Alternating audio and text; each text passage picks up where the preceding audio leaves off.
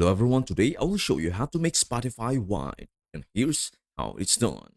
To get started, open the Spotify app on your phone. By default, Spotify opens in dark mode.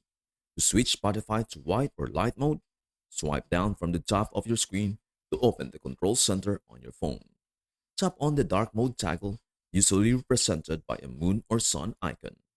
This action will switch your entire phone to light mode, which in turn makes Spotify's background white.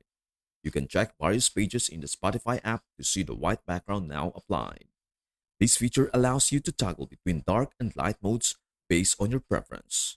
If you find difficult to use Spotify in light mode, you can simply go back to the control center, tap the dark mode again, and your phone and Spotify will return to dark mode.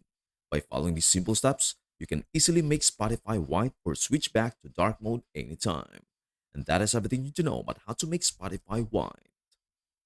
Before we end, may I humbly ask you a favor? Please do like, share, and subscribe to our channel. This means the world to us.